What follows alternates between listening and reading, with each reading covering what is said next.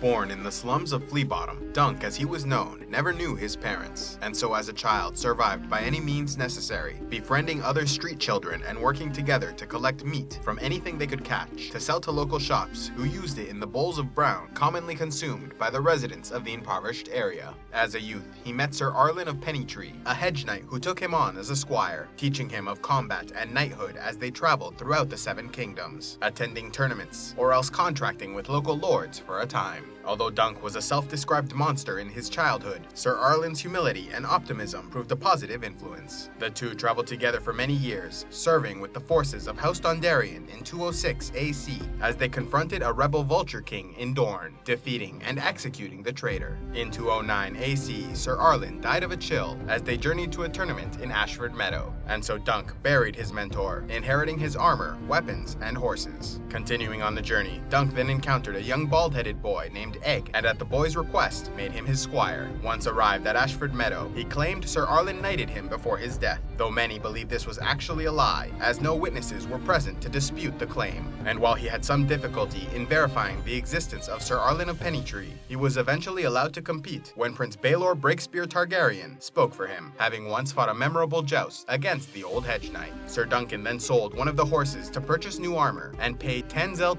Tall, a Dornish puppeteer, to paint a sigil on his shield, choosing a shooting star above an elm tree over a sunset field. Tenzel is later attacked by Prince Aerion Targaryen, who took offense at the death of a dragon in one of her puppet shows, until Ser Duncan intervened, striking Aerion down to protect the girl. However, the prince's guards quickly captured Dunk and would have harmed him greatly, if not for the revelation that the young boy Egg was in fact Prince Aegon Targaryen, grandson of the king and younger brother of Aerion. Aegon was able to protect Ser Duncan from immediate punishment, but the knight was still arrested and sentenced to the loss of a hand. Ser Duncan then demanded trial by combat, which Aerion made a trial by 7, likely fearing that he would lose a one-on-one confrontation. With the help of young Aegon, Ser Duncan assembled 5 of the 6 men he would need, in Sir Stephen Fossaway, Sir Humphrey Harding, Sir Humphrey Beesbury, Sir Robin Risling, and the Laughing Storm, Sir Lionel Baratheon. But Sir Stephen betrayed his word and switched over to Prince Aerion's side when promised a lordship. Outraged by the dishonor, Raymond Fossaway was knighted by Sir Lionel Baratheon, so he might replace his cousin Stephen in the trial. Still short one man, Ser Duncan made an appeal to the crowd, with Baelor Breakspear, heir to the Iron Throne, becoming his final champion. Prince Aerion then lined up his own team, including his brother Daeron and father Maekar, as well as Sir Stephen Fossaway and 3 Kingsguard in Willem Wild, Donald of Duskendale, and Roland Crakehall.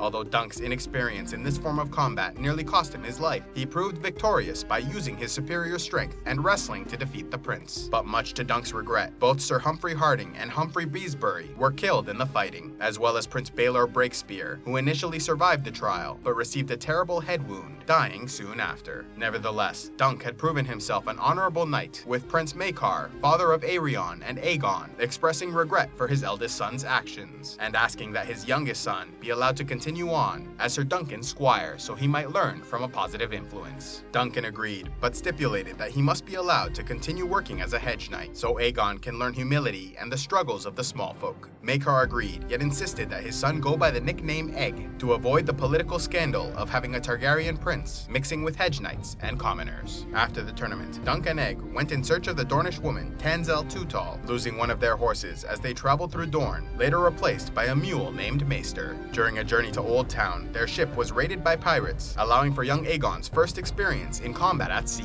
They then went to work for Sir Eustace Osgrey of Standfast, who was in conflict with House Weber of Coldmoat over rights to the Chequy Waters. Dunk found that he had a romantic connection with Lady Rohan Weber, and ultimately wanted to quit his service to Sir Eustace after discovering he had sided with the Blackfyres in the first Blackfyre Rebellion. But upon seeing how badly House Weber outnumbered the Osgrey forces, Ser Duncan chose to stay, asking for a trial by combat to decide the issue. The hedge knight fought Sir Lucas Longinch in a vicious battle that saw Ser Duncan almost drowned, but ultimately victorious. Yet when he recovered from his injuries, he learned that Sir Eustace and Lady Rohan had settled their dispute through a marriage alliance. Feeling betrayed and rejected, Duncan refused the position they offered him as captain of their guard, and even refused the horse offered by Lady Rohan as an apology, instead merely kissing her passionately before departing. Sometime later, Dunk and Egg began to journey north, having heard that Lord Baron Stark was hiring warriors to help defend the coast from Ironborn raiders. But along the way, they met a number of lords and knights traveling to White Walls for the wedding of Lord Ambrose Butterwell to a daughter of House Frey. A hedge knight named John the Fiddler then invited him along, telling him of the tourney to be held with a dragon egg as the grand prize. John the Fiddler then later informed Duncan that he sometimes has prophetic dreams and saw a vision of the tall knight one day wearing the armor of the King's Guard.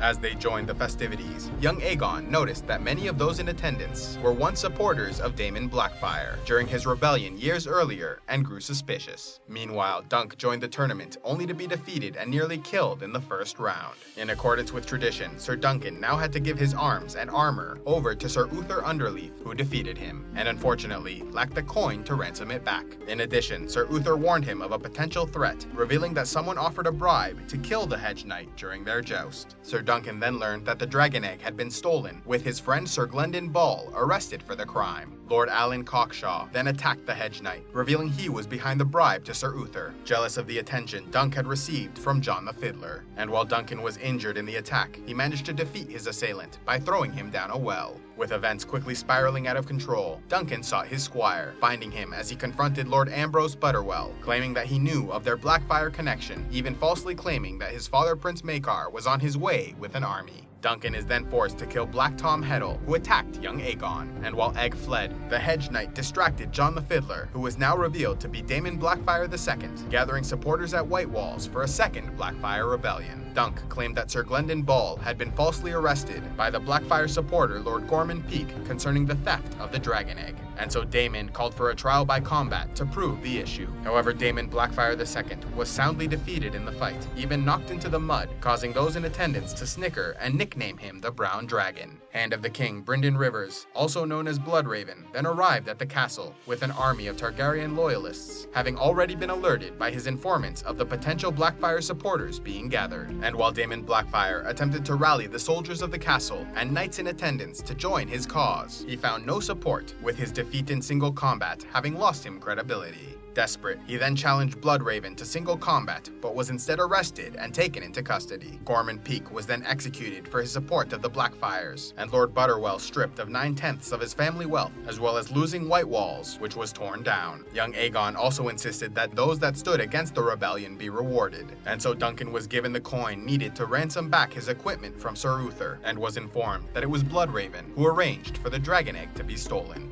The hedge knight and his squire then continued on their journey, heading north, where some claim he became involved with a woman of Winterfell after Bran Stark decades later saw a vision of the past in which a tall man kissed a slender, brown-haired girl in front of a heart tree. This has led some to speculate that the woman may have been Old Nan, and that Hodor is therefore a descendant of Ser Duncan. Now known to all of Westeros as Ser Duncan the Tall, he went on to prove Daemon Blackfyre's vision true by becoming a Kingsguard, and later Lord Commander of the Kingsguard, in order to continue protecting his friend and former squire, Egg, who grew up to become King Aegon V.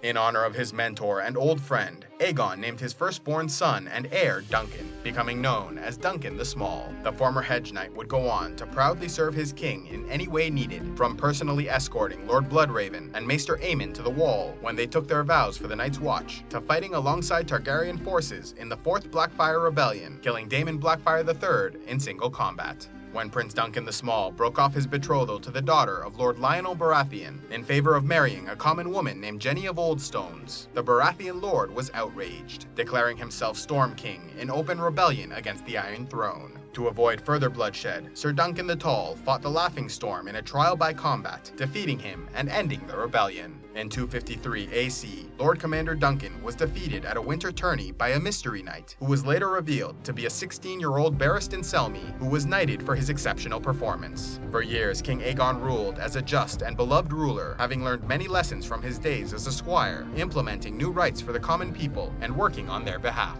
However, it all came to an end in 259 AC during the tragedy at Summerhall, where many believe a ritual to hatch dragon eggs went awry, causing an explosion and devastating fire which killed the king and his firstborn son. Lord Commander Duncan was also killed during the event, but the writings of Archmaester Gildain suggest that he may have had a role in saving others before his own demise. Although much of the story was lost when ink spilled on the Archmaester's writings, the surviving fragments claim others may have died but for the valor of the Lord Commander. This has led some to speculate that perhaps upon seeing the death of the king, the prince, and much of the royal court, Ser Duncan concerned himself with ensuring that the king's granddaughter, Rhaella Targaryen, and her newborn son Rhaegar escaped the flames. And while Ser Duncan may have died at Summerhall, his legacy lives on, with some now convinced that the tall female warrior Brienne of Tarth may be one of his descendants, as evidenced by a shield with Ser Duncan's sigil found decades later in Brienne's childhood home of Evanfall Hall.